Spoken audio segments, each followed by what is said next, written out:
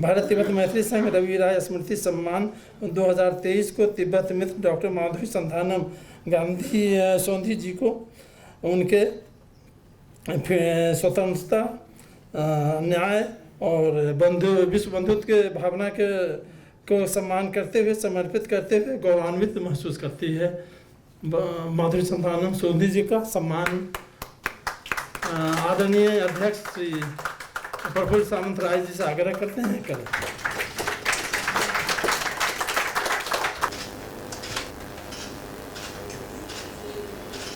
Namaskar.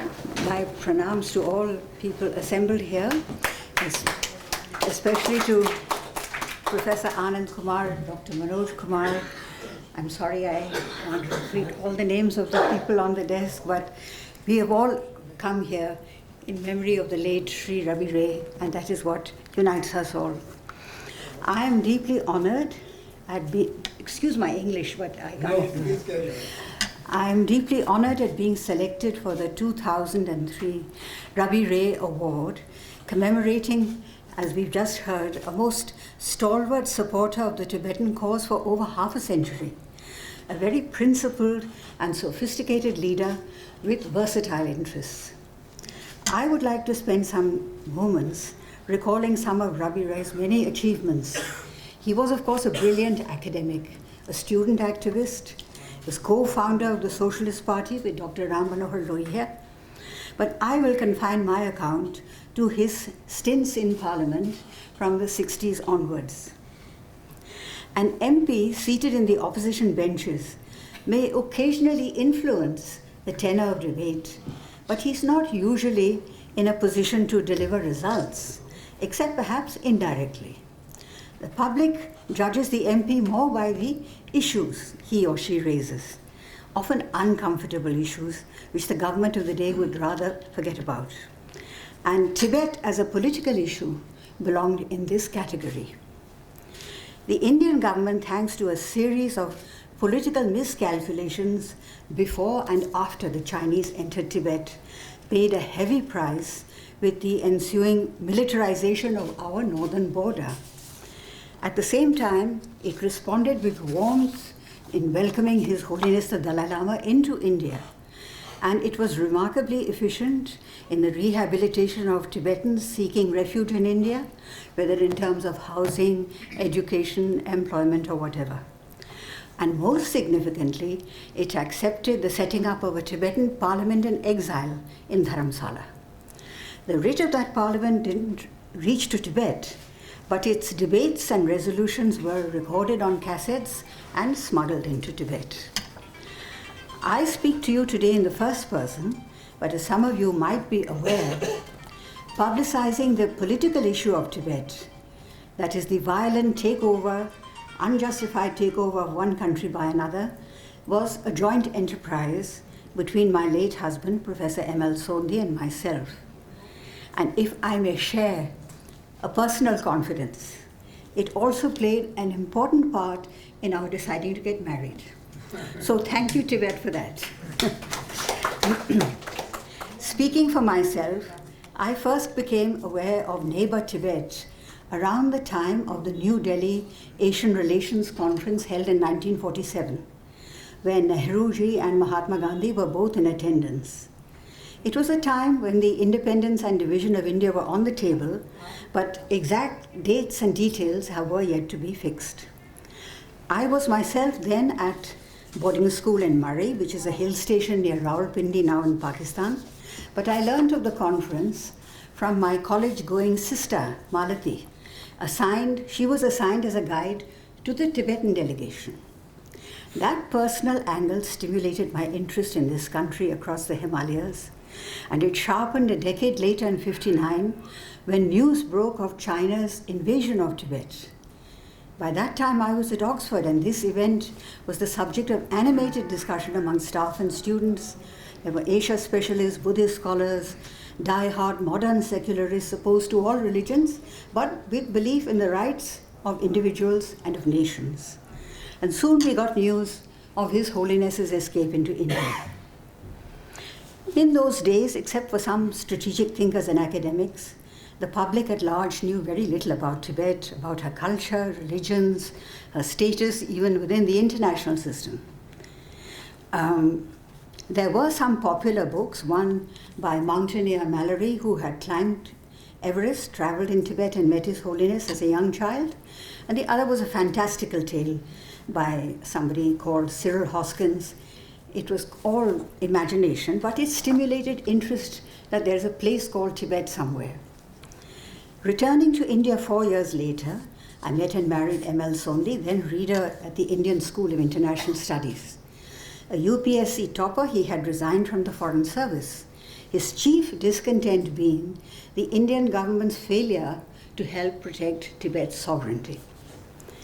Almost immediately, we set up the Tibet Swaraj Committee.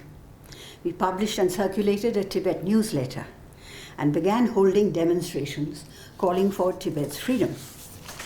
We met Sepon Sharappa, then heading the Tibet Bureau, and several actors interested in Tibet from across the political spectrum in different parts of India.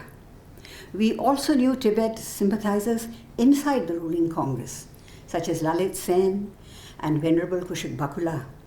And in 1967, my husband himself got elected to the Lok Sabha on a Jansangh ticket.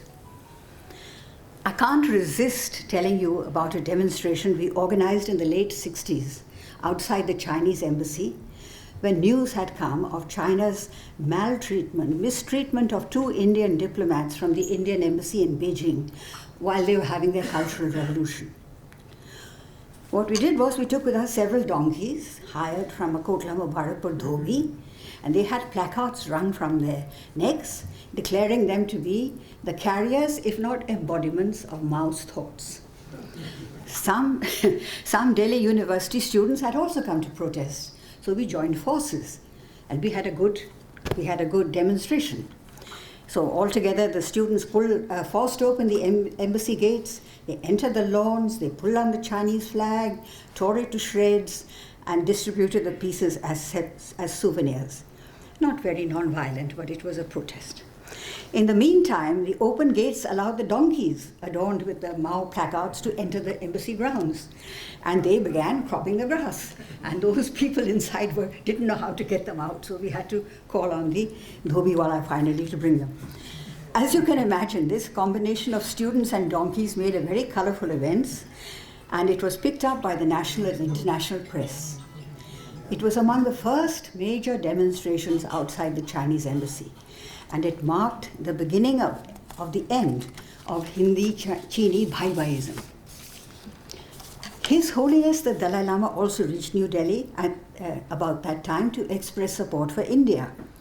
And he presented Prime Minister Nehru with a gift of gold dust towards India's defense fund. This gold dust, of course, he had brought from Tibet. And we met him for the first time on this visit. Professor Sondhi and I had set up a Tibet Swaraj Committee and started circulating a Tibet newsletter. He also wrote articles on Tibet for the daily press, and in general we made every effort to bring to the attention of our fellow countrymen and anyone in the world prepared to listen the facts regarding China's blatant violation of the rules of the international order established after World War II. One of the earliest public figures who responded was the great socialist leader we are talking about, Dr. Ram Manohar Lohia, a brilliant intellectual, a PhD from a German university, and possessed of a delightful sense of humor, and like M.L. Sondhi, ever ready for street activism. We started meeting in Delhi's coffee houses. Dr. Lohia was often accompanied by his colleague Ravi Rai, a professor from Cuttack, with whom in 1956 he had founded the Socialist Party in Orissa. We had wide-ranging conversations about Indian politics, Tibet, Vietnam, ideology, even academic philosophy, which Ray had studied and taught at Cuttack University, as had Dr. Lohia in Germany. Ravi Ray himself was a spirited and feisty figure, and in the days when Hindi-Chini Bhai-Bhaism was gaining momentum, he declared, "I want to make a revelation, that during the freedom struggle of independence, so far as I know, I can't recall a single communist leader of China, including Mao Zedong or any other leader, who uttered anything in support of the freedom movement of India. Not one. It fell to the lot of reactionary Chiang Kai-shek, and of course he used the word reactionary tongue-in-cheek, who came all the way to India during the Second World War and joined with President Roosevelt, then President of the United States of America, to support the freedom movement of India. At no point of time did the present communist leaders of China or their predecessor, the father of cultural revolution in India, Mao Zedong, ever support the freedom movement of India. This very significant fact is rarely remembered. Ravi Ray himself had a formidable academic background, and as an example of his classical learning, I would like to bring the following quote to your attention. I must tell you, now this is Ravi Ray speaking, that so far as the cultural relationship between India and Tibet is concerned, there is a great poet Kalidas who in his Kumar Sambhav writes in Sanskrit, for which he gives he gives a verse in Sanskrit. I'm not going to read it out because I don't know Sanskrit very well, but Ravi Ray goes on to explain that Kalidas describes the Himalaya as the king of mountains and the soul of direction. It is seated between the eastern and western oceans as though it is measuring the world. What a fantastic thought. He continues, I challenge the Chinese people to give even a single quotation from their ancient texts about the Himalayas, or anything half as beautiful from their ancient literature.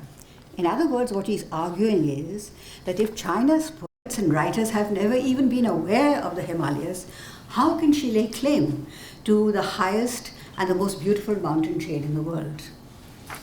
Only a deeply sensitive intellectual come poet could make such an argument, linking territoriality with literature. Now, Chinese forces did indeed enter Ladakh on 20th October 1962, and they faced little resistance initially from the unprepared Indian troops. Parliament witnessed spirited debates about the northern frontier and Tibet. Critics agreed this act of aggression was the direct consequence of handing over Tibet to China on a platter, as it were. A dastardly act in itself, and one that imperiled the security and tranquility of India's northern border and the sub-Himalayan states like Nepal, Bhutan, Assam and Sikkim. The result of that original folly remains with us till today.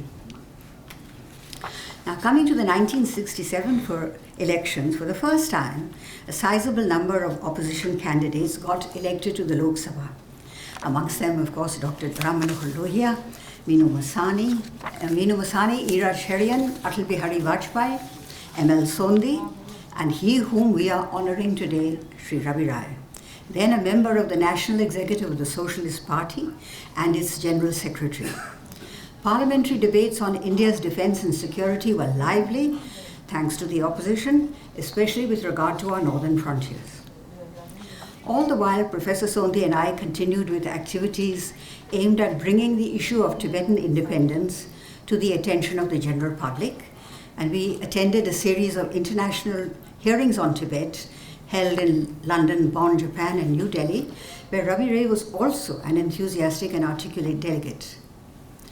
In the early 70s, Professor Sondhi brought to the attention of the Dharamsala government in exile the idea of working towards a Nobel Peace Prize for His Holiness.